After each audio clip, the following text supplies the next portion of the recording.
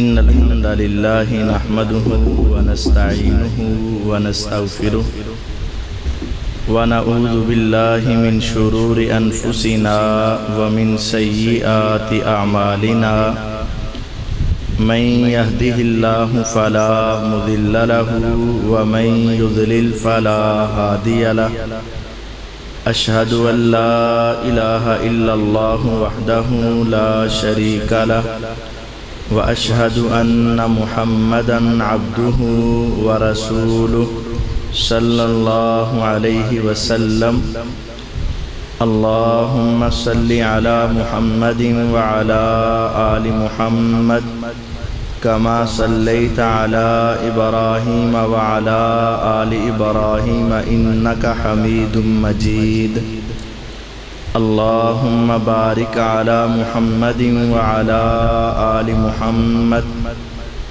كما باركت على إبراهيم وعلى آل إبراهيم إنك حميد مجيد أما بعد فإن خير الحديث كتاب الله وخير الهدي هدي محمد صلى الله عليه وسلم وشر الأمور محدثاتها وكل محدثة بدعة وكل بدعة ضلالة وكل ضلالة في النار أعوذ بالله من الشيطان الرجيم بسم الله الرحمن الرحيم يا أيها الذين آمنوا اتقوا الله وكونوا مع الصادقين وقال جل وعلا في مقام آخر والسابقون الأولون من المهاجرين والأنصار والذين اتبعوهم بإحسان رضي الله عنهم ورضوا عنه وأعد لهم جنات تجري تحتها الأنهار خالدين فيها أبدا ذلك الفوز العظیم۔ اور سبقت لے جانے والے پہلے مہاجرین و انصار اور جن لوگوں نے ان کی پیروی کی احسان کے ساتھ، اللہ تعالیٰ ان سب سے راضی ہو چکے ہیں اور وہ سب اپنے اللہ سے راضی ہو چکے ہیں، اور اللہ تعالیٰ نے ان کے لیے جنتیں تیار کر رکھی ہیں جن کے نیچے نہریں جاری ہیں، وہ ان جنتوں میں ہمیشہ ہمیشہ رہیں گے۔ یہ بہت بڑی کامیابی ہے۔ معزز سامعین کرام، اللہ رب العزت کی خاص رحمت اور توفیق سے ہم تمام احباب یہاں جمع ہیں، اور جمع ہونے کا جو مقصد ہے وہ فقط اپنی اور اپنے عقیدے کی اصلاح ہے۔ اللہ رب العزت ہمیں حق سچ سننے اور اس کو سمجھنے اور اس کے مطابق اپنی زندگی گزارنے کی توفیق عطا فرمائے۔ میری آج کی اس نصیحت کے 4 حصے ہوں گے۔ پہلا حصہ کہ یہ صحابہ رضوان اللہ علیہم اجمعین کا تصور جو ہے وہ کیسا ہونا چاہیے، اور ان کے بارے میں ہمارا عقیدہ کیا ہونا چاہیے، اور یہ مسئلہ در حقیقت عقیدے کا مسئلہ ہے۔ یہ ہمارا پہلا حصہ ہے۔ دوسرا حصہ سیدنا علی المرتضی رضی اللہ عنہ اور سیدنا امیر معاویہ رضی اللہ تعالی عنہ کے مختصر فضائل کے اوپر ہمارا دوسرا حصہ ہے۔ اور تیسرا حصہ مرزا صاحب کے پمفلٹ میں ہمیں کیا اشکالات ہیں اور ہمارے کیا اعتراضات ہیں، اس کے حوالے سے چند آگاہیاں ہوں گی، اور چوتھا حصہ آپ کے سوال و جواب اور آپ کے ذہن میں آنے والے اشکالات کے اوپر مشتمل ہوگا۔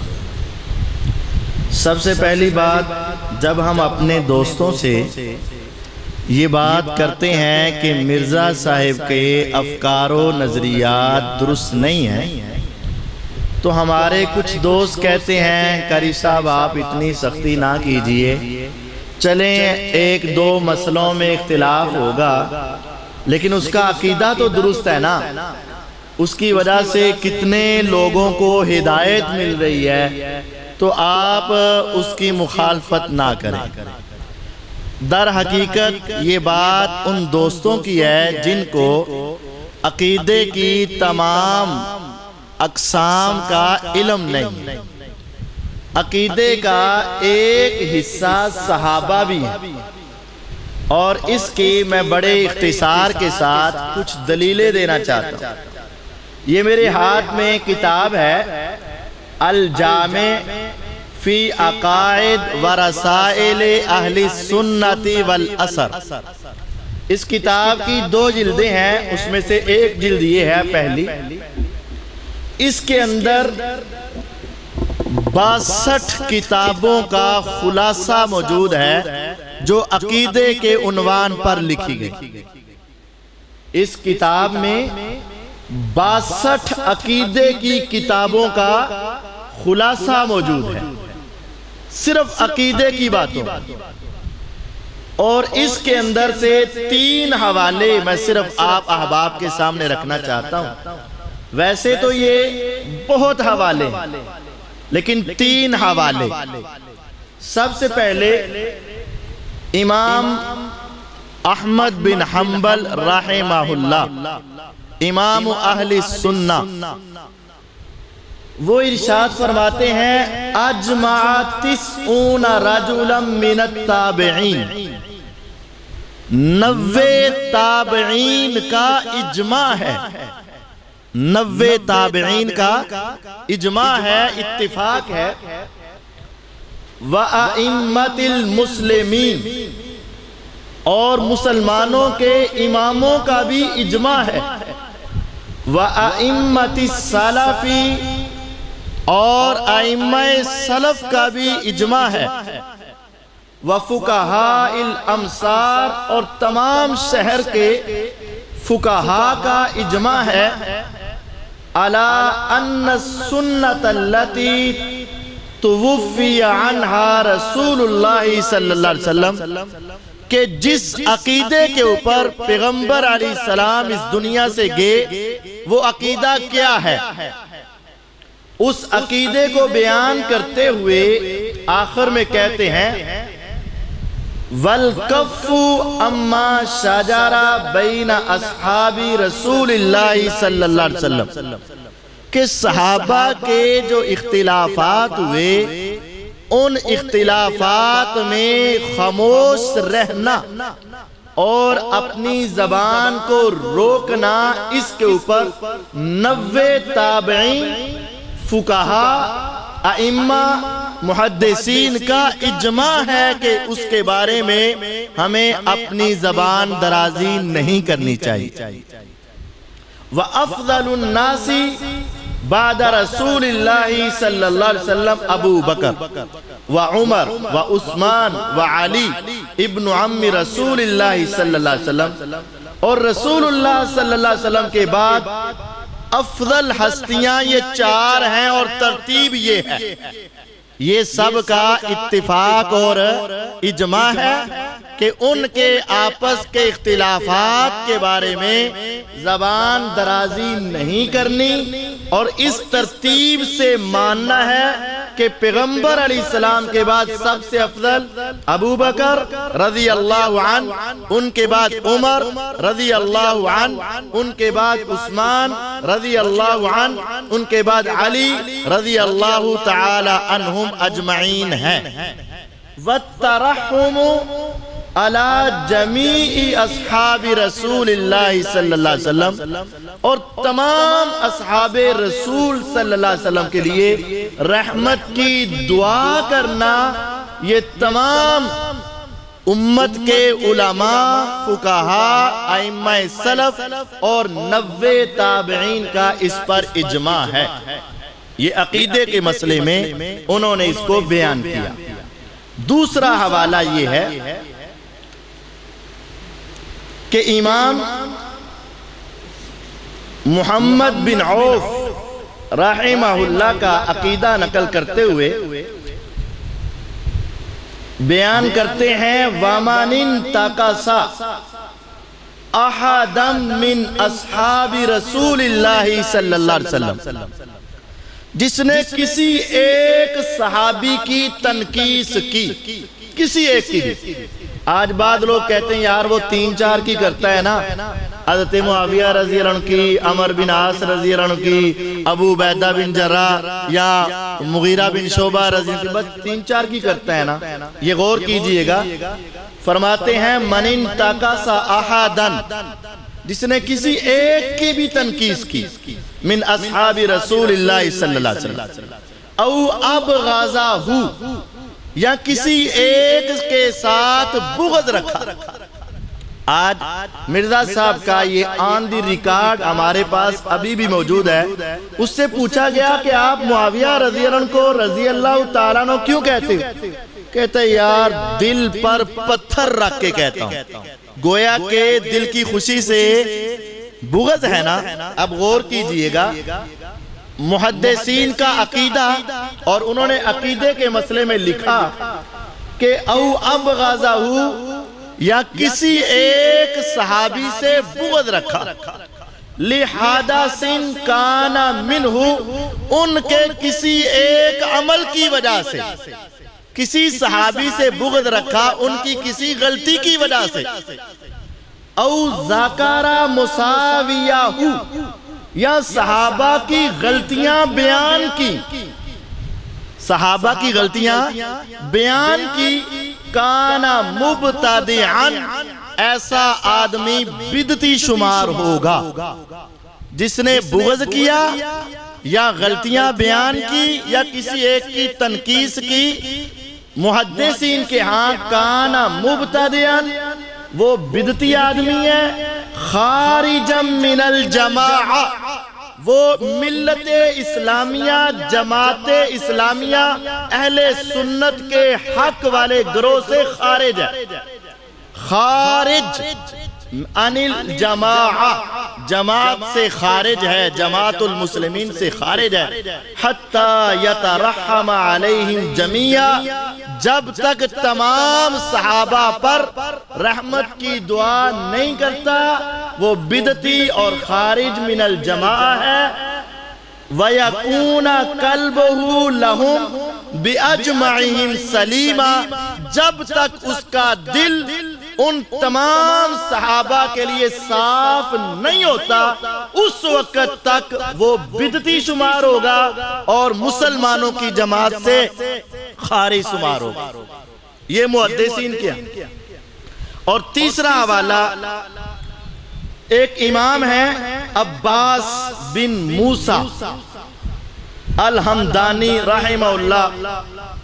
یہ امام اپنا ان کا ایک بڑا واقعہ تھا، یہ پوری تفصیل ان کے عقیدے کے اندر لکھی ہوئی ہے۔ بادشاہ تھا واسق باللہ، عباسی بادشاہ تھا بنو عباس کا، وہ قرآن کی تخلیق، خلق قرآن کا عقیدہ رکھتا تھا۔ اس محدث کو اس کے سامنے لے جایا گیا، انہوں نے وہاں جا کر کہا کہ قرآن اللہ کا کلام ہے، مخلوق نہیں۔ اس نے کہا کہ اس کی گردن اڑا دو، اتنا سخت فتویٰ۔ اس کو لے جانے لگے، پھر ان کو قید خانے میں ڈال دیا گیا۔ اس دور میں امام احمد بن حنبل رحمہ اللہ بھی زندہ تھے۔ باقی علماء نے پھر اس کے پیچھے خط لکھا کہ اے عباس رحمہ اللہ، جب تم نے بادشاہ کے سامنے ٹکر لے لی ہے، اب اس پہ قائم رہنا، اس کی صداؤں کو دیکھ کر کہیں پیچھے نہ ہٹ جانا۔ بادشاہ نے کتنی دیر بعد، کئی سالوں بعد ان کو پھر بلایا اور کہا بتا تیرا عقیدہ کیا؟ کہتے ہیں اے بادشاہ، میں تو اللہ سے دن رات یہ دعا کرتا تھا کہ خدایا مجھے اس وقت تک موت نہ آئے جب تک میں اپنا سارا عقیدہ بادشاہ کے سامنے واضح نہ کر دوں، اور اللہ نے مجھے موقع دے دیا ہے، میں اپنا سارا عقیدہ تیرے سامنے واضح کرنا چاہتا ہوں۔ انہوں نے اپنا جو عقیدہ بیان کیا وہ سارا یہاں لکھا ہے، میں تفصیل کی طرف نہیں جاتا۔ اس کے آخر میں کیا ہے؟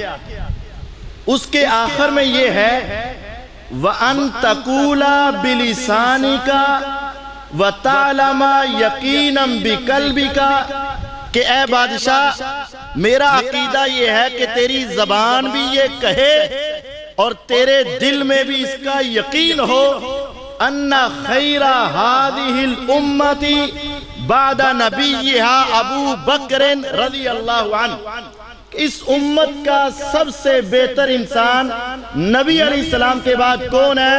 ابو بکر رضی اللہ عنہ، ثم عمر، ثم عثمان، ثم علی رضی اللہ عنہم۔ یہ ترتیب بیان کی کہ میرا عقیدہ یہ ہے اور تیرا بھی یہ ہونا چاہیے کہ پیغمبر علیہ السلام کے بعد سب سے افضل ابو بکر، پھر عمر، پھر عثمان، پھر علی رضوان اللہ علیہم اجمعین۔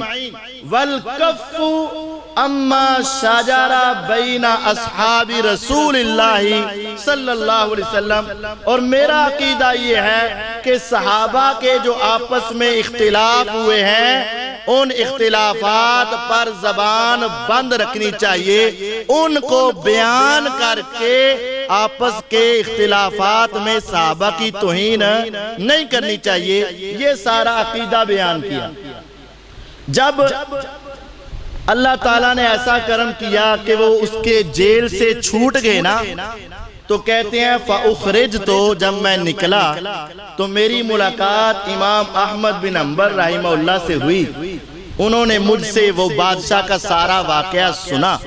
جب میں نے کہا کہ میں نے بادشاہ کے سامنے کلمہ حق بیان کیا تھا اور میں نے بتایا تھا قرآن اللہ کا کلام ہے، مخلوق نہیں، صحابہ میں سب سے افضل ابو بکر، پھر عمر، پھر عثمان، پھر علی رضی اللہ عنہم ہے، اور ان کے اختلافات کو بیان نہیں کرنا چاہیے۔ جب میں نے یہ عقیدہ بتا دیا تو احمد بن حنبل رحمہ اللہ کہتے ہیں اے عباس، تیرا یہ کارنامہ بادشاہ کے سامنے جا کر کلمہ حق کہنا اتنا بڑا ہے کہ جب تو رب کے سامنے روز قیامت کھڑا ہوگا نا، اللہ تیرے اس کھڑے ہونے کو کبھی نہیں بھولے گا، اور اس کی وجہ سے اللہ تیرے اوپر اپنی خاص رحمتیں نازل کرے گا۔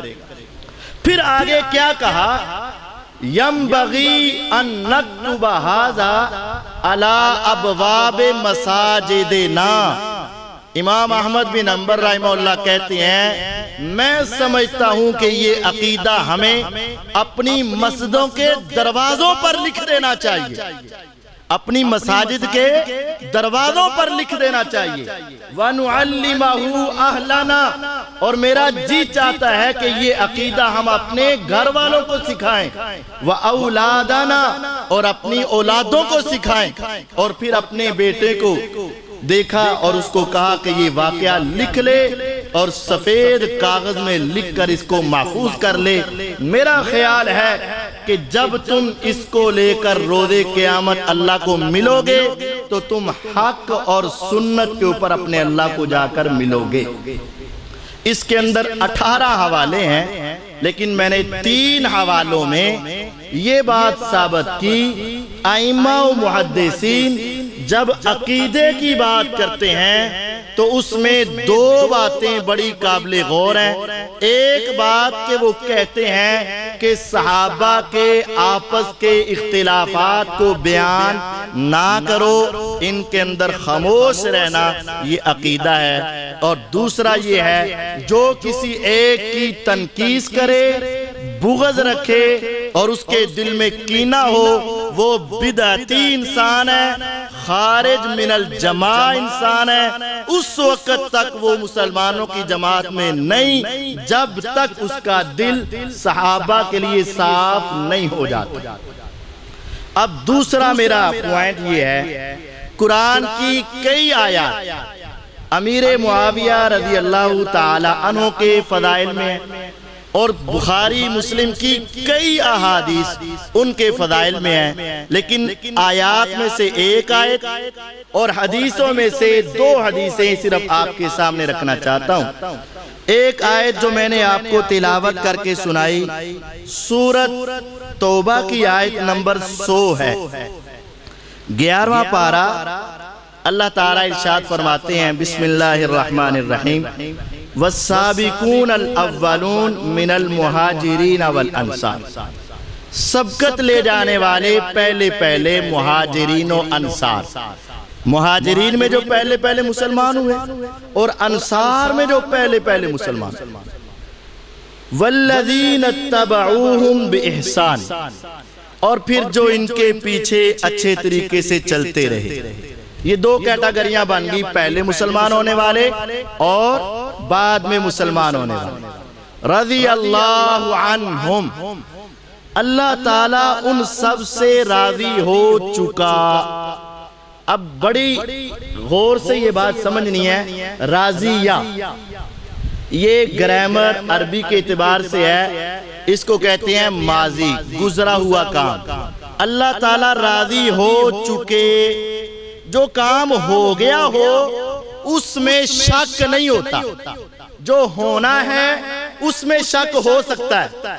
جیسے آپ نے رات کو کسی محفل میں جانا ہے، ہو سکتا ہے پہنچے، ہو سکتا ہے نہ پہنچے، لیکن جو آپ ظہر کی نماز پڑھ آئے ہو اب اس کے بارے میں کوئی شک نہیں، وہ ہو گیا جیسے بھی ہو گیا۔ رضی اللہ عنہم، اللہ تعالیٰ ان سب سے راضی ہو گئے۔ کن سے؟ جو پہلے مسلمان ہوئے مہاجرین و انصار، اور جو بعد میں مسلمان ہوئے ان تمام پہ اللہ تعالیٰ راضی ہو چکے۔ اب کوئی مانے یا نہ مانے، کوئی راضی ہو یا نہ ہو، میرا اللہ تعالیٰ ان سب پہ راضی ہو چکا۔ اگر اب کوئی ان پر راضی نہیں تو در حقیقت وہ اللہ تعالیٰ پر راضی نہیں۔ وَرَضُوا عَنْهُ، اور وہ سب اپنے اللہ تعالیٰ سے راضی ہو گئے۔ اب امیر معاویہ رضی اللہ عنہ اس میں شامل ہے، کیونکہ وہ مہاجرین و انصار میں تو نہیں، لیکن والذین اتبعوہم بإحسان، جو ان کے بعد اچھے طریقے سے مسلمان ہوئے ان میں وہ شامل ہیں۔ اللہ تعالیٰ ان سب سے راضی ہو گئے اور وہ اپنے رب سے راضی ہو گئے۔ یا رب آپ ان پہ راضی ہوئے تو کیا فائدہ ہوا؟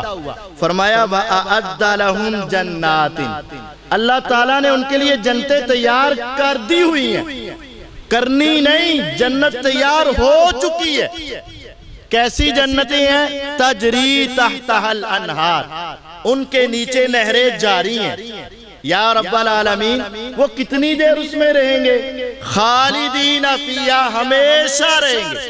یا رب العالمین کبھی کبھی ہمیشہ کا لفظ زیادہ وقت کے لیے آ جاتا ہے، 100 سال 200 سال، فرمایا نہیں، آبادا، ہمیشہ رہیں گے، کبھی نہیں نکلیں گے۔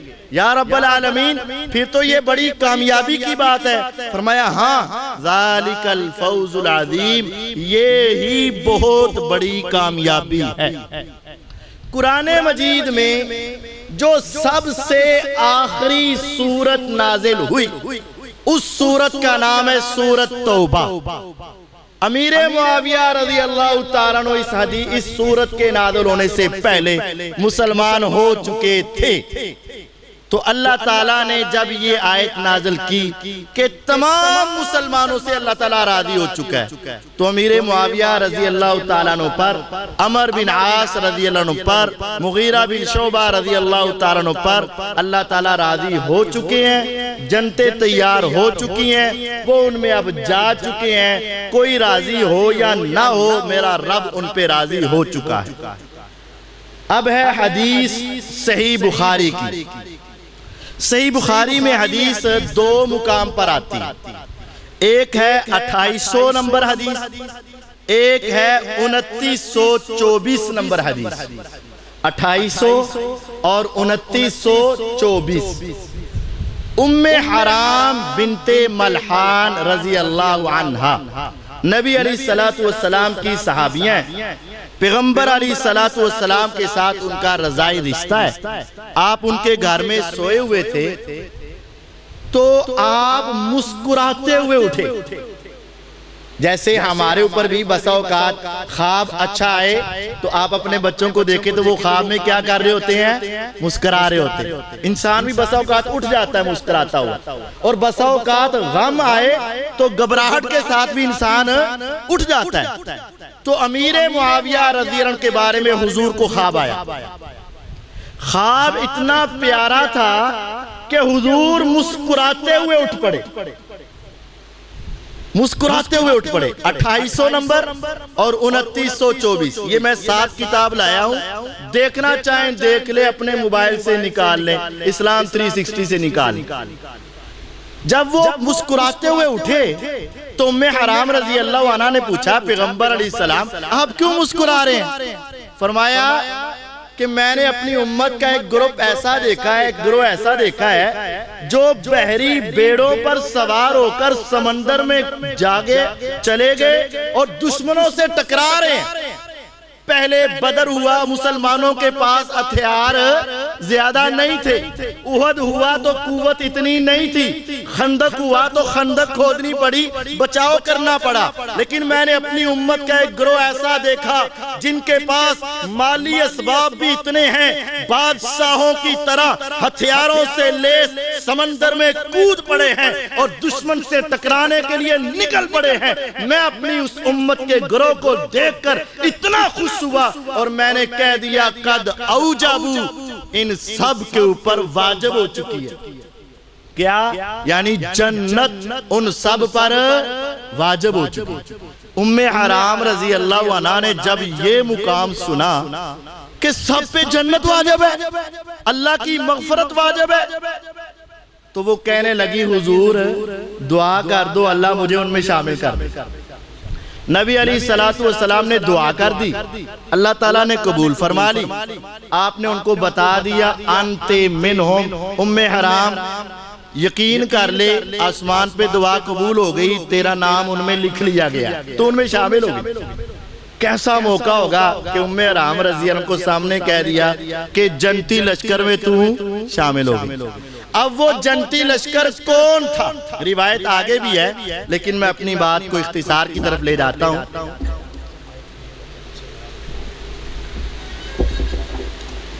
اب یہ ہے 2800 نمبر حدیث کے اندر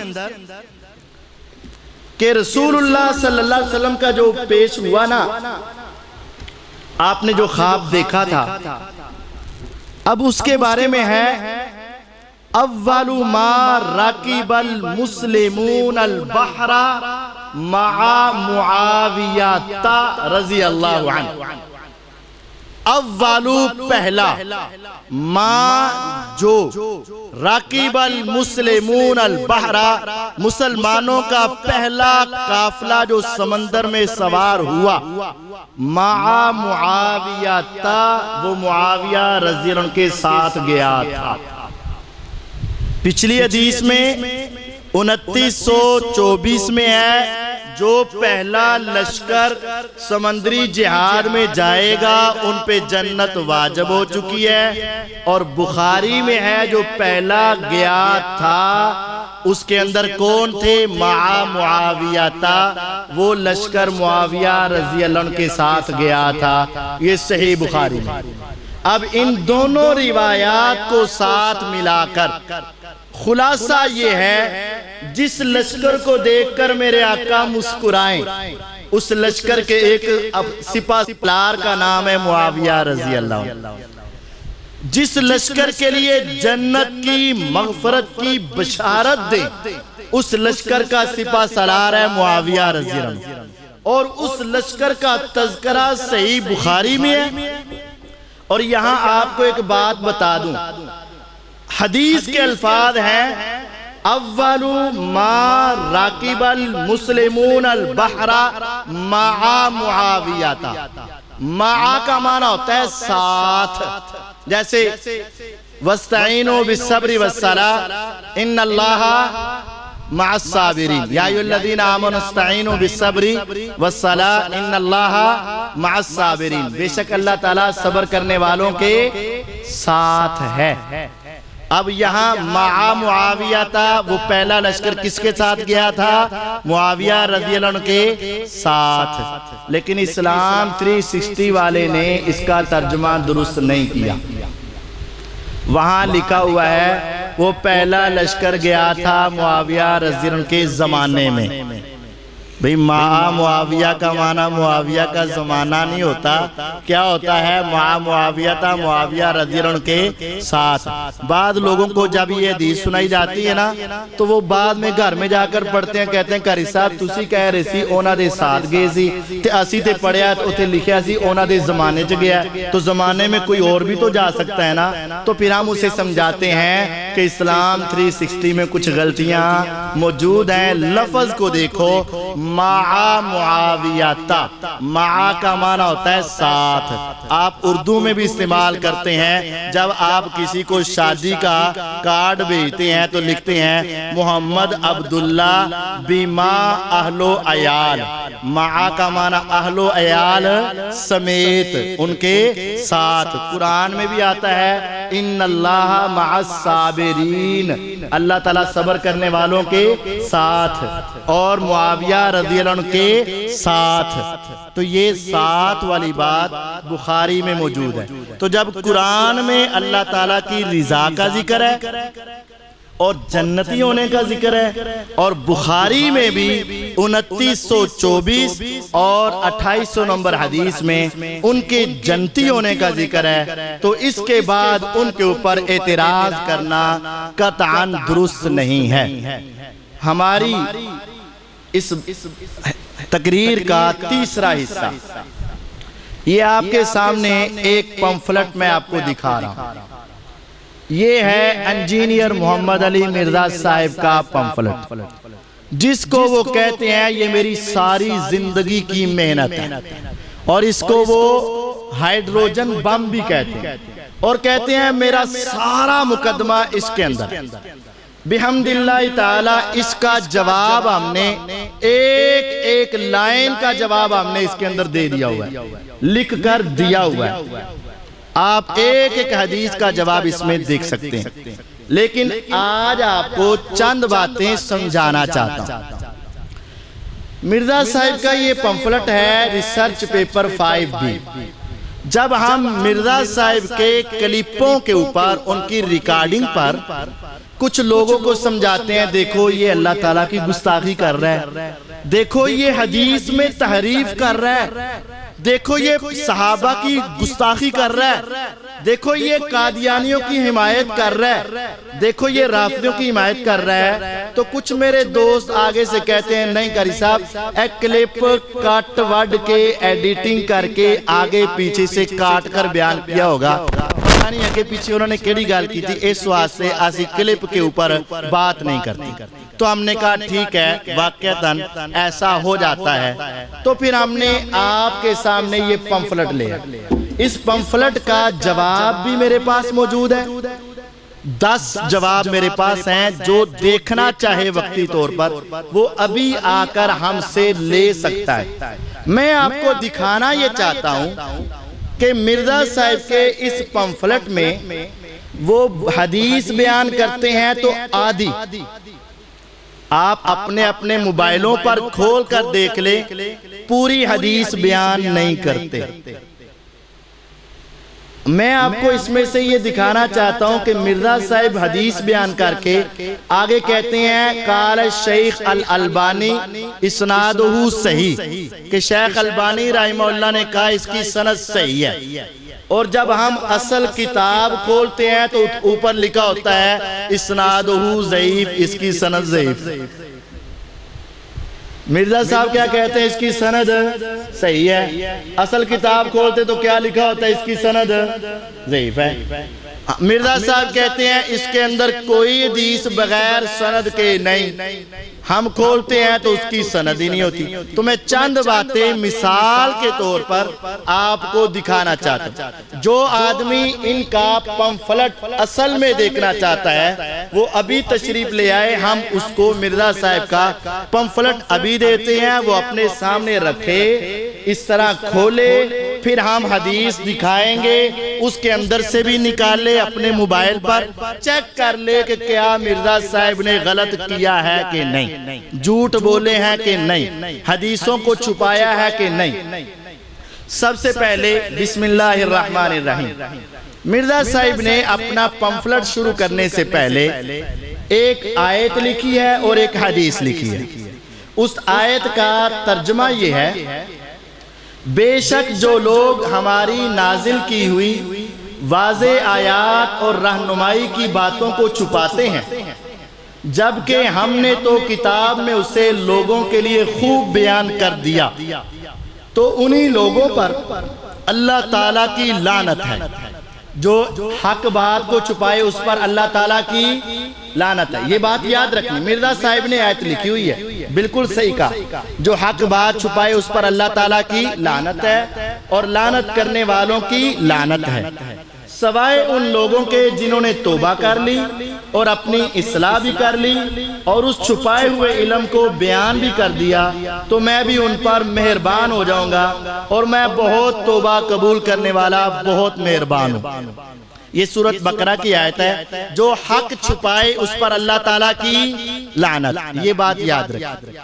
آگے حدیث ہے، سیدنا ابو ہریرہ رضی اللہ تعالیٰ عنہ روایت کرتے ہیں، رسول اللہ صلی اللہ علیہ وسلم نے ارشاد فرمایا، جس شخص سے کوئی علم کی بات پوچھی گئی جو اس شخص کو معلوم تھی، پھر بھی اس نے اس علم کی بات کو چھپا لیا۔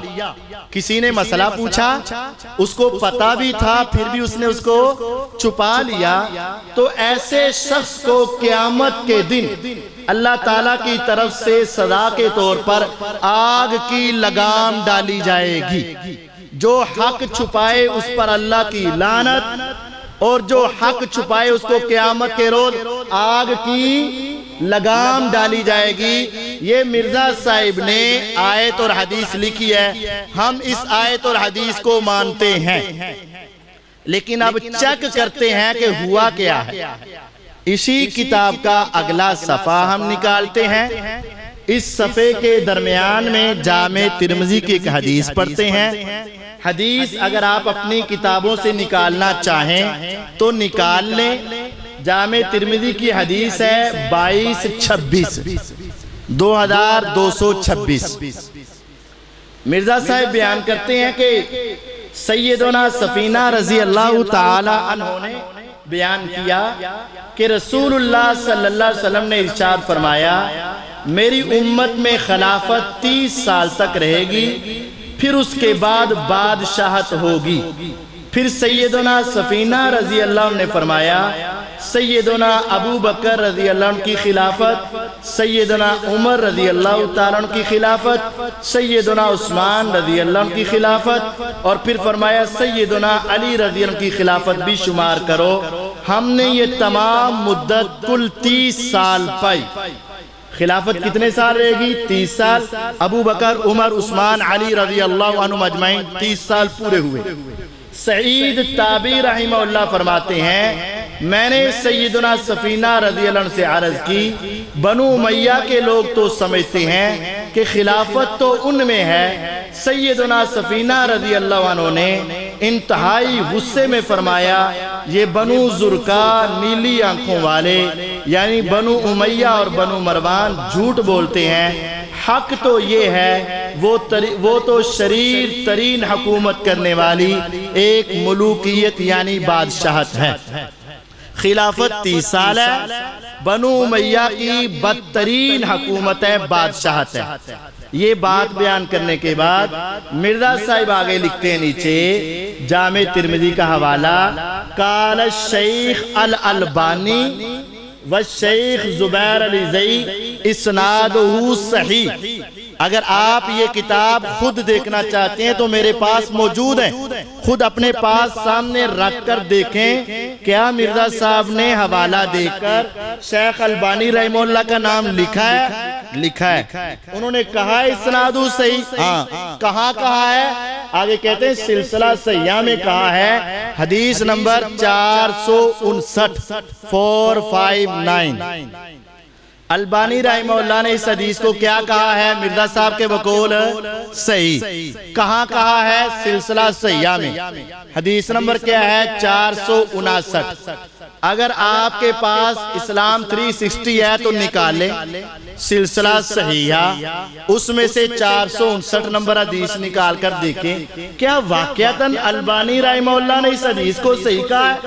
نکالیں سلسلہ صحیحہ، حوالہ مرزا صاحب نے دیا ہے 459 459۔ مرزا صاحب نے کہا ہے البانی رحمہ اللہ اس حدیث کو وہاں صحیح کہہ رہے ہیں۔ آپ نکالیں گے وہاں یہ حدیث ہے ہی نہیں، وہاں یہ حدیث ہے ہی نہیں۔ نکالیں اسلام 360 سے نکالیں، ہے ہی نہیں، تو پھر کیا ہے؟ کیا غلطی لگ گئی؟ نہیں، غلطی نہیں لگی۔ یہ میرے ہاتھ میں سلسلہ صحیحہ ہے، اصل میں جو آپ کے پاس ہے وہ مترجم ہے۔ جو مرزا صاحب کہتے ہیں میری انٹرنیشنل نمبرنگ ہے، وہ غلط بیانی ہے۔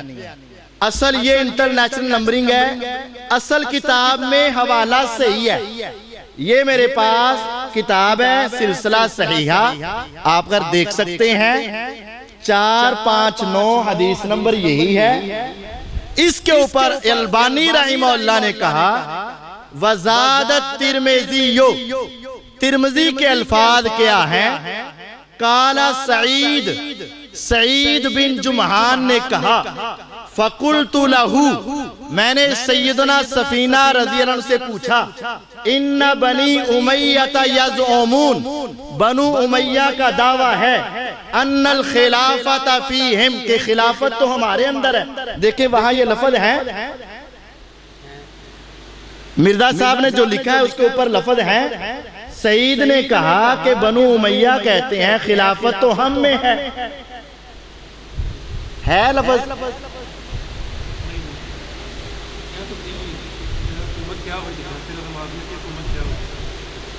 نہیں ترمذی والا یہ سعید تابعی نے کہا ان بنی امیہ یزعمون، بنو امیہ دعویٰ کرتے ہیں ان الخلافت فیہم، کہ خلافت تو ان میں ہے، ان کی خلافت ہے۔ کالا کہتے ہیں سفینہ، انہوں نے لکھا انتہائی غصے میں کہا، تو ادھر تو نہیں لکھا، مرزا صاحب دیکھ رہے ہوں گے کہ کاذبوا بنو الزرقا، بنو زرقا نیلی آنکھوں والوں نے جھوٹ بولا، بل ہم ملوک من شر الملوک، بلکہ وہ تو بادشاہ ہیں ان بڑے بدترین بادشاہ۔ یہی حدیث ہے، وہاں بھی لکھا ہے، یہاں بھی موجود ہے۔ وہاں لکھا ہے کہ البانی رحمہ اللہ کہتے ہیں اس کی سند کیا ہے؟ صحیح ہے۔ جب میں نے اصل کتاب کو کھولا آگے کیا لکھا ہے؟ قلت، میں اس حدیث پر تبصرہ یہ کرتا ہوں ہذہ زیادہ، یہ جو الفاظ زائد ہے نا، تفرد بہا حشرج بن نباتہ، اس کو ایک راوی حشرج بن نباتہ اکیلا بیان کرتا ہے سعید بن جمحان سے، فہیا ضعیفہ، یہ روایت ضعیف ہے، یہ حدیث ضعیف ہے، یہ الفاظ ضعیف ہیں۔ البانی رحمہ اللہ اس کو ضعیف کہہ رہے ہیں، لیکن ان کا نام لے کر مرزا صاحب لکھ کر کہہ رہے ہیں قال الشیخ الالبانی اسنادہ صحیح۔ اب یہ غلط بیانی ہوئی کہ نہیں ہوئی نا؟ اب وہ شروع والی آیت اور حدیث جس سے علم کی بات پوچھی گئی اور اس کو معلوم تھی، پھر بھی اس نے اس کو چھپا لیا، تو اس کو روز قیامت آگ کی لگام ڈالی جائے گی، اور جس نے علم کی بات کو چھپایا اس پر اللہ تعالیٰ کی لعنت ہے۔ اب جو حوالہ مرزا صاحب نے دیا اسی حوالے پر آگے لکھا ہوا ہے کہ یہ روایت ضعیف ہے۔ مرزا صاحب اس جملے کو چھپا گئے، تو جو علم کی بات چھپائے مرزا صاحب کے بقول اس پر اللہ تعالیٰ کی لعنت بھی ہے، اور اس کے اوپر آگ کی لگام بھی منہ میں ڈالی گئی۔ اب یہ دیکھ لیں، ہم نے اصل کتاب کو کھولا، جو آدمی بیچارہ اصل کتابوں تک نہیں پہنچ سکتا عربی تک، وہ تو گیا نا، اس نے تو کہنا بس مرزا صاحب نے حوالہ دے دیا تو گیا بس۔ اب یہ آگے انہوں نے پھر سارا نقل کیا ہوا ہے۔ اب دوسرا حوالہ کہ مرزا صاحب آدھی حدیث نقل کرتے ہیں، آپ اپنے کتابوں اپنے موبائل سے کھولیں، جامع ترمذی کا ہی دوسرا حوالہ، حدیث نمبر 3735 3735 مرزا صاحب نے کیا نقل کیا اور اصل ترمذی میں کیا ہے، آدھی حدیث نقل کرتے ہیں 3735۔ کوئی آدمی پڑھنا چاہے تو آکے پڑھے، اپنے پاس لے کر جانا چاہے تو پاس پیچھے لے کر پڑھ لے۔ مرزا صاحب نے لکھا ہے، سیدنا ابو حمزہ انصاری تابعی رحمہ اللہ بیان کرتے ہیں، میں سیدنا زید بن ارقم رضی اللہ عنہ کو فرماتے ہوئے سنا، وہ فرمایا کرتے تھے پہلا شخص جو اسلام لایا وہ سیدنا علی رضی اللہ تعالیٰ عنہ تھے۔ ترمذی ہے، وہ چکر موبائل چکر۔ مرزا صاحب نے حدیث ختم کر دی، مرزا صاحب کے پمفلٹ کی حدیث نمبر 32 ہے، جامع ترمذی کا حوالہ دیا ہے، حدیث نمبر 37 اور 35 ہے۔ مرزا صاحب نے حدیث کتنی نقل کی ہے؟ زید بن ارقم رضی اللہ تعالیٰ نے کہا سب سے پہلے مسلمان کون ہوئے؟ علی رضی اللہ تعالیٰ، بس۔ اب اصل حدیث آپ اپنے موبائلوں سے کوئی آدمی کھڑا ہو کر پڑھے، نہیں تو میں آپ کو پڑھ کے دے دیتا ہوں۔ کیوں شیخ صاحب آپ نے نکالی ہے؟ اب اصل حدیث کیا ہے؟ کہتے ہیں جس نے سب سے پہلے اسلام قبول کیا وہ علی رضی اللہ عنہ تھے۔ اتنا مرزا صاحب نے بیان کیا نا، آگے کیا لکھا ہے؟ عمر بن مرہ کہتے ہیں میں نے اسے ابراہیم نخعی سے ذکر کیا تو انہوں نے اس کا انکار کیا اور کہا سب سے پہلے جس نے اسلام قبول کیا وہ ابو بکر صدیق رضی اللہ عنہ تھے۔ امام ترمذی کہتے ہیں یہ حدیث حسن صحیح ہے۔ روایت کے آخر میں کیا تھا کہ سب سے پہلے کون مسلمان ہوئے؟ ابو بکر رضی اللہ عنہ۔ آدھی حدیث میں کیا کہا گیا؟ سب سے پہلے کون مسلمان ہوئے؟ علی رضی اللہ عنہ۔ آگے ہی اس کا جواب ہے کہ نہیں یہ بات درست نہیں ہے، سب سے پہلے کون مسلمان ہوئے؟ ابو بکر رضی اللہ عنہ۔ مرزا صاحب نے شروع میں ہمیں سمجھایا تھا جو آدمی حق بات کو چھپائے گا اس پر اللہ تعالیٰ کی، تو یہ حق بات آگے لکھی ہوئی ہے کہ نہیں؟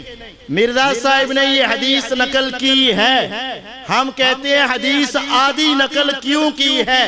آگے ہی لکھا ہوا تھا، آگے ہی لکھا ہوا تھا، لیکن آدھی حدیث بیان کرنے سے ہمسایہ ملک راضی ہوتا ہے، پوری حدیث بیان کرنے سے مسلمانوں کا عقیدہ واضح ہوتا ہے۔ مسلمان یہ کہتے ہیں سب سے پہلے اسلام لانے والے ابو بکر صدیق رضی اللہ عنہ ہیں، بچوں میں سب سے پہلے اسلام لانے والے حضرت علی رضی اللہ عنہ ہیں، اوورآل اور بڑوں میں مسلمان پہلے ہونے والے ابو بکر صدیق رضی اللہ عنہ ہیں۔ یہ پوری حدیث تھی، لیکن مرزا صاحب نے کتنی بیان کی؟ آدھی، اور آدھی کو کیا کیا؟ چھپا لیا۔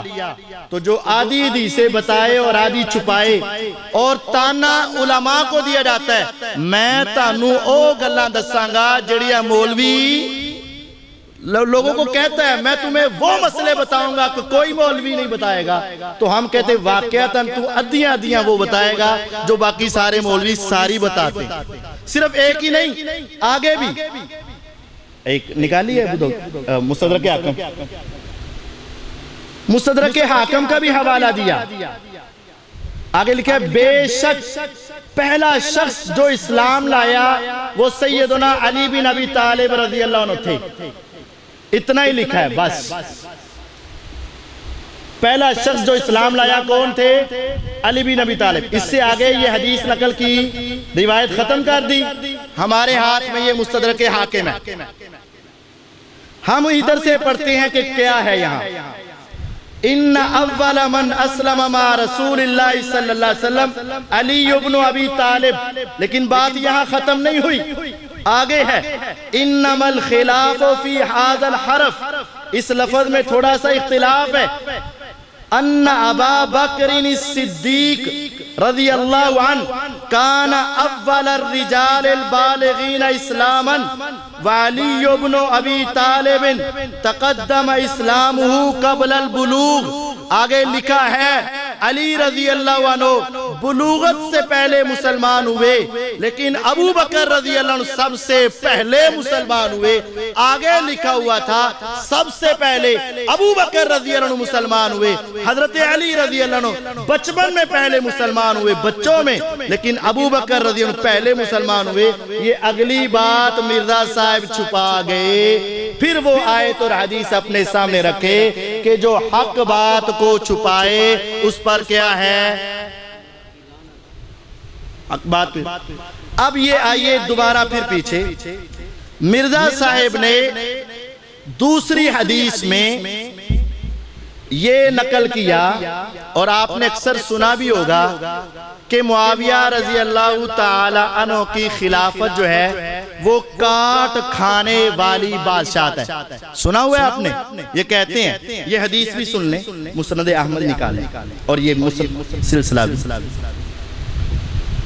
یہ آپ کو مرزا صاحب کی حدیث سناتا ہوں میں, اور پھر اس کی تفصیل بھی سناتا ہوں. مرزا صاحب نے یہ حدیث نقل کی ہے کہ رسول اللہ صلی اللہ علیہ وسلم نے ارشاد فرمایا تم میں نبوت باقی رہے گی جب تک اللہ تعالیٰ چاہیں گے. حضور زندہ رہیں گے جب تک اللہ تعالیٰ چاہیں گے. پھر جب چاہیں گے اللہ تعالیٰ اس کو اٹھا لیں گے, یعنی نبوت نبی علیہ السلام چلے جائیں گے. پھر نبوت کی طرز پر خلافت ہوگی جب تک اللہ تعالیٰ چاہیں گے. پھر جب چاہیں گے اسے بھی اٹھا لیں گے. کتنے سٹیپ ہو گئے؟ دو. پہلا نبوت, نبوت کے بعد نبوت جیسی خلافت. تیسرا پھر کاٹ کھانے والی بادشاہت ہوگی جب تک اللہ تعالیٰ چاہیں گے. پھر جب چاہیں گے اسے بھی اٹھا لیں گے. تیسرے سٹیپ میں کیا آ گئی؟ کاٹ کھانے والی بادشاہت. اب یہ تین سٹیپ مرزا صاحب نے ایک حدیث میں بیان کی.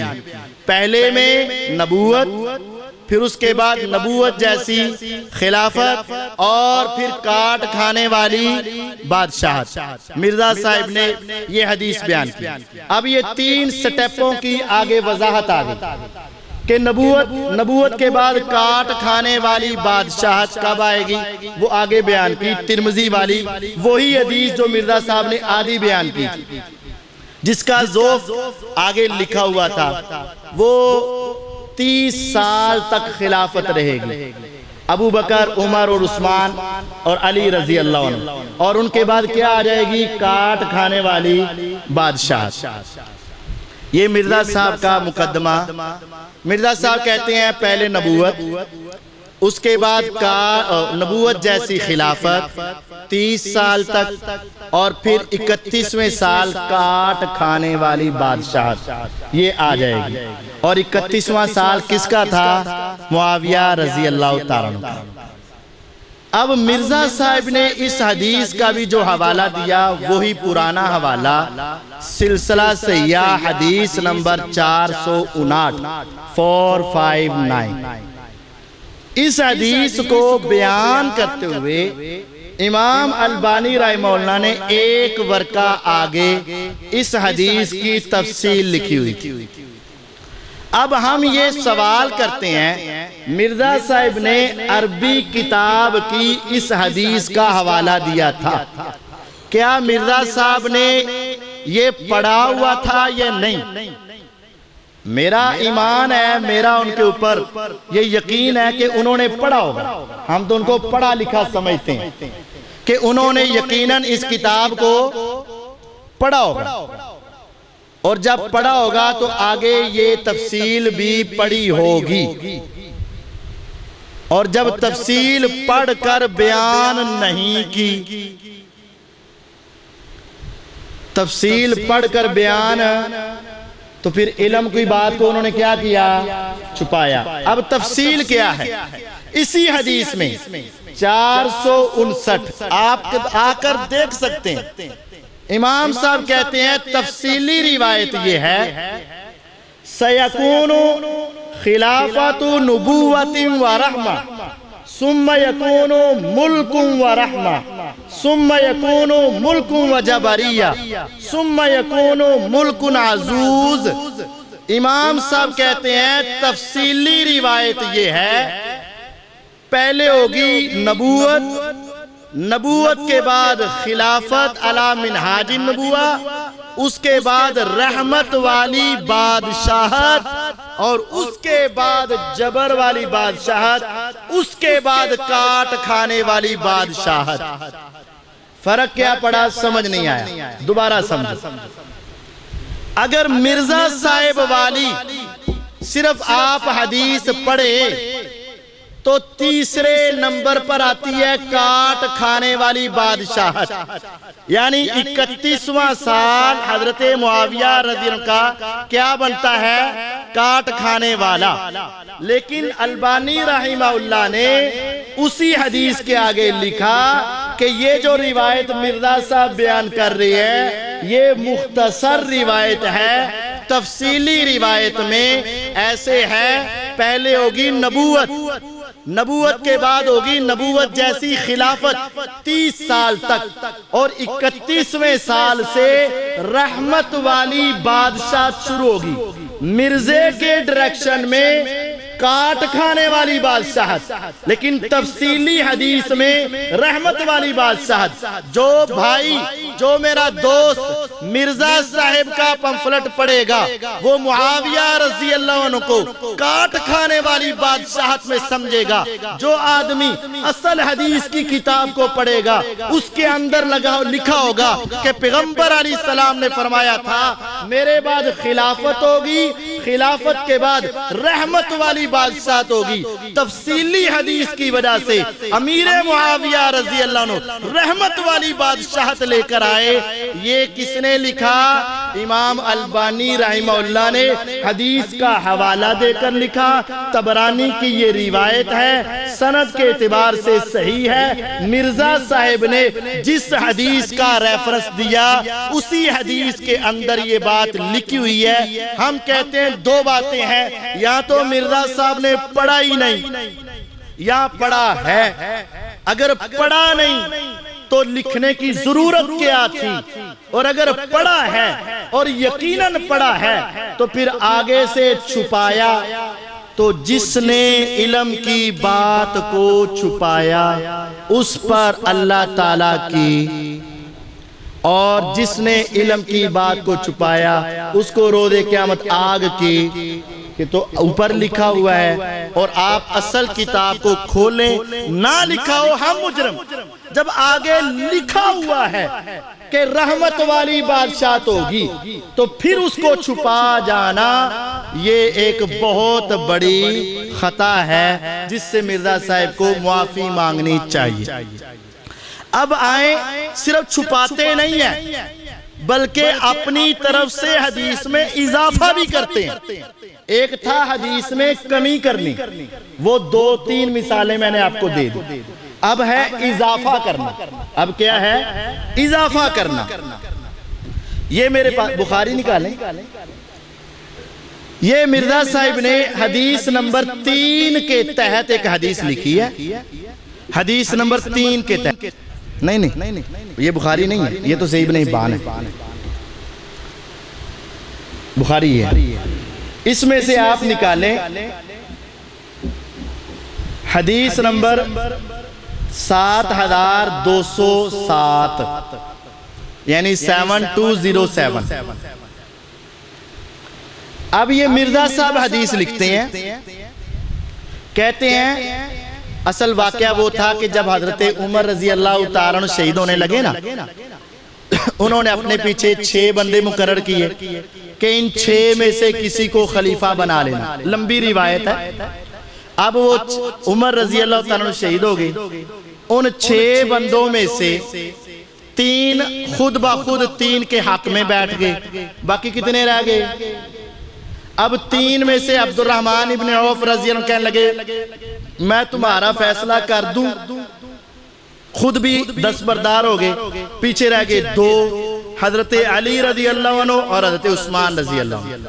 اب ان کا تذکرہ یہاں کرتے ہوئے کہتے ہیں ان 6 افراد میں سے مرزا صاحب کا پمفلٹ کا صفحہ 3 آگے نوٹ، اس کے اوپر لکھتے ہیں ان 6 افراد میں سے 4 افراد سیدنا زبیر، سیدنا طلحہ، سیدنا سعد اور سیدنا عبد الرحمن ابن عوف رضی اللہ عنہ خود ہی دستبردار ہو گئے، 4 دستبردار ہو گئے، باقی کتنے رہ گئے؟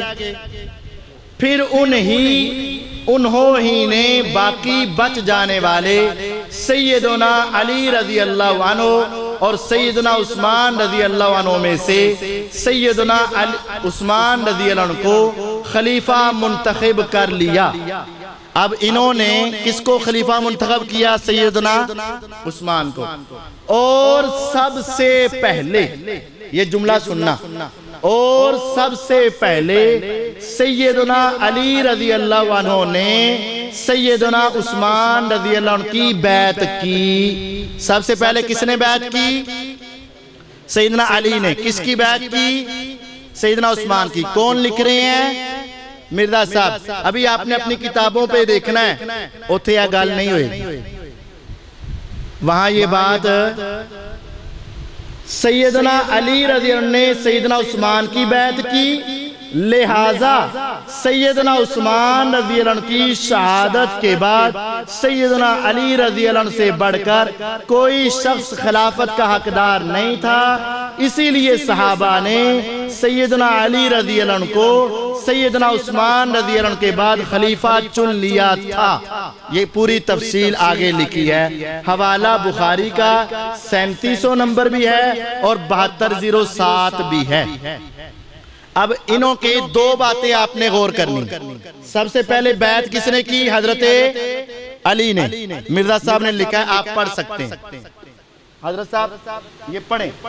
سب سے پہلے بیعت کس نے کی؟ حضرت، نوٹ کے آخر میں سب سے پہلے بیعت کس نے کی؟ حضرت علی رضی اللہ عنہ نے۔ مرزا صاحب لکھ رہے ہیں اور آگے لکھ رہے ہیں کہ پھر اسی لیے لوگوں نے حضرت عثمان کے بعد حضرت علی کو خلیفہ منتخب کر لیا۔ یہ پوری لائن لکھی ہوئی ہے، یہ آپ کے سامنے بخاری ہے۔ اصل حدیث کا جو حوالہ مرزا صاحب نے دیا اس کے الفاظ پڑھ کے سناتا ہوں۔ فَبَایَعَهُ عَبْدُ الرحمن، سب سے پہلے بیعت کی عبد الرحمن بن عوف رضی اللہ عنہ نے۔ مرزا صاحب کہہ رہے ہیں کس نے کی؟ حدیث میں کیا ہے کس نے کی؟ یہ حدیث نمبر ہے 7207 اور دوسرا حوالہ کیا تھا؟ 3700، 3700۔ میں 3700 سے بھی یہ حدیث آپ کو پڑھ کر سنا دیتا ہوں۔ اس کے اندر ہے فَلَمَّا أَخَذَ الْمِيثَاقَ، جب وعدہ لے لیا، قَالَ، عبد الرحمن کہتے ہیں ارفع یدک یا عثمان، حضرت عبد الرحمن بن عوف نے کہا اے عثمان اپنا ہاتھ اٹھاؤ۔ فَبَایَعَهُ، پہلے عبد الرحمن رضی اللہ عنہ نے بیعت کی، فَبَایَعَ لَهُ عَلِیٌّ، پھر اس کے بعد حضرت علی رضی اللہ عنہ نے بیعت کی۔ ان حدیثوں میں ہے سب سے پہلے کس نے بیعت کی؟ عبد الرحمن ابن عوف نے۔ مرزا صاحب لکھ رہے ہیں کس نے بیعت کی؟ حضرت علی نے۔ اس سے اگلی بات زیادہ قابل غور ہے، یہاں حدیث ختم ہو جاتی ہے جب حضرت عبد الرحمن ابن عوف بیعت کرتے ہیں اور اس کے بعد صحابہ بیعت کرتے ہیں، حضرت علی رضی اللہ عنہ بیعت کرتے ہیں، تو وہاں حدیث ختم ہو جاتی ہے، لیکن مرزے کی لکھی ہوئی حدیث ختم نہیں ہوتی۔ بخاری میں حدیث ختم ہو گئی، مرزا صاحب نے حدیث میں اپنی طرف سے اضافہ کر کے ایک لائن پوری اضافہ کر دیا۔ کہتے ہیں سیدنا عثمان رضی اللہ عنہ کی شہادت کے بعد سیدنا علی رضی اللہ عنہ سے بڑھ کر کوئی شخص خلافت کا حقدار نہیں تھا، اسی لیے صحابہ نے حضرت علی کو عثمان کے بعد خلیفہ چن لیا تھا۔ یہ ساری عبارت لکھ کر حوالہ کس کا دیا؟ بخاری کا۔ اللہ کی قسم اٹھا کے کہتا ہوں پوری بخاری میں کسی جگہ پر یہ لفظ موجود نہیں۔ حدیثوں کو کم کرنا بھی اور حدیثوں میں اضافہ کرنا بھی مرزا صاحب کا پسندیدہ مشغلہ ہے۔ سنن نسائی الکبریٰ نکالیں، یہ لگتی ہے۔ اب ایک اور بات آپ کو مرزا صاحب کی سنا دوں۔ آپ نے سنا ہوگا کہ لوگ ممبروں پر حضرت علی رضی اللہ عنہ کو گالیاں دیتے تھے، سنا ہوا ہے؟ یہ مرزا صاحب نے بھی لکھا ہوا ہے، اور یہ مرزا صاحب کی کتاب کے اندر موجود ہے سنن نسائی الکبریٰ کے حوالے سے۔ یہ مرزا صاحب کے پمفلٹ کی حدیث نمبر 42 ہے، صفحہ نمبر 21 ہے۔ اس کے اوپر کہتے ہیں سیدنا عبداللہ بن ظالم تابعی رحمہ اللہ بیان کرتے ہیں کہ جب معاویہ بن ابی سفیان رضی اللہ عنہ کوفے میں آئے تو مغیرہ بن شعبہ رضی اللہ عنہ نے کچھ خطبہ مقرر کیے جو کہ سیدنا علی رضی اللہ عنہ کے اوپر زبان درازی کرتے تھے۔ چنانچہ سیدنا سعید بن زید نے میرا ہاتھ پکڑا اور فرمایا اس ظالم شخص کو دیکھتے ہو، یہ ایک جنتی شخص پر لعنت کرواتا ہے۔ آگے وہ ساری حدیث بیان کی۔ سنن نسائی الکبریٰ، سنن نسائی الکبریٰ مرزا صاحب نے یہ حدیث بیان کی اور اس کا حوالہ دیا 8208 8190 سنن نسائی الکبریٰ۔ پہلی بات یہ ہے کہ آج تک اس کتاب کا اردو ترجمہ نہیں ہے۔ اس کتاب کا اردو ترجمہ ہمارے علم میں آج تک، اس کا مطلب ہے کہ مرزا صاحب نے کہاں سے پڑھا ہوگا؟ عربی کتاب سے۔ یہ کہاں سے پڑھی ہوگی کتاب حدیث؟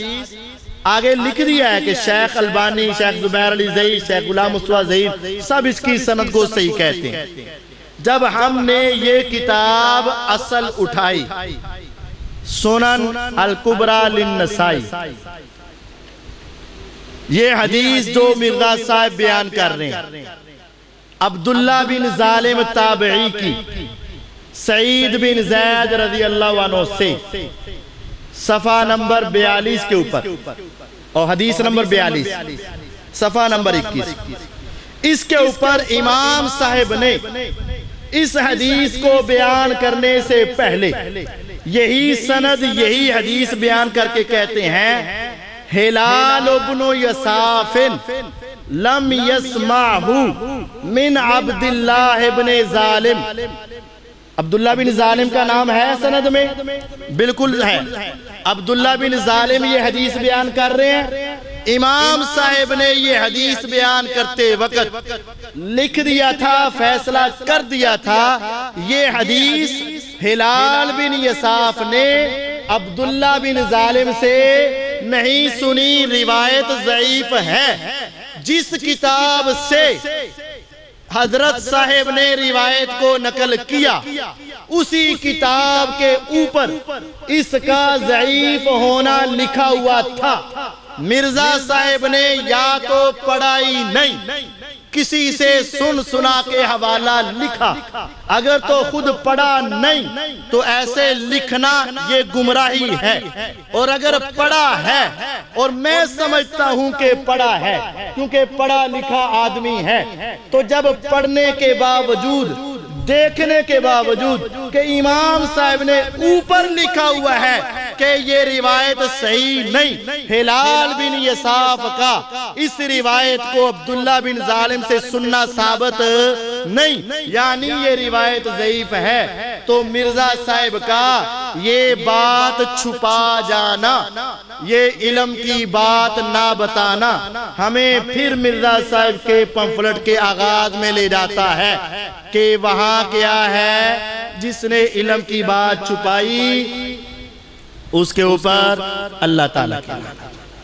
اب اس سے آگے آپ نے سنا ہوگا تاریخ الخلفاء نکالنے، سنا ہوگا کہ مرزا صاحب اکثر کہتے ہیں 60 سال تک بنو امیہ ممبروں پر چڑھ کے حضرت علی رضی اللہ عنہ کے اوپر نعوذ باللہ لعنت کرتے تھے. سنا ہوا ہے آپ نے؟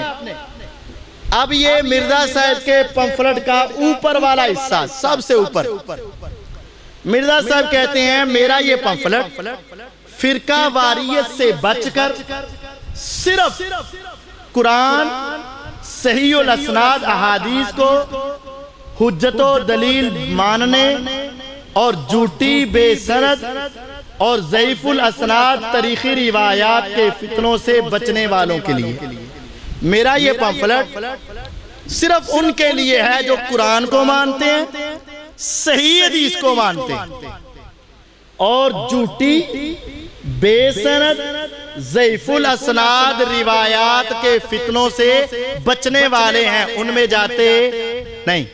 میرا یہ پمفلٹ کن کے لیے ہے؟ جو جھوٹی حدیثیں، ضعیف الاسناد اور تاریخی روایات کے فتنے میں.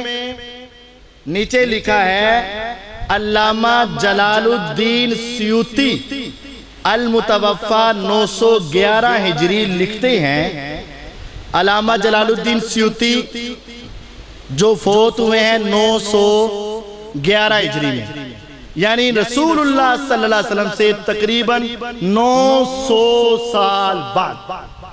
آپ 11ویں ہجری کے آغاز میں فوت ہوئے نا، یہ 900 سال کا لمبا فاصلہ ہے، اس وقت فوت ہوئے. وہ لکھتے ہیں کہ بنو امیہ اپنے خطبات میں سیدنا علی رضی اللہ عنہ کو گالی دیا کرتے تھے.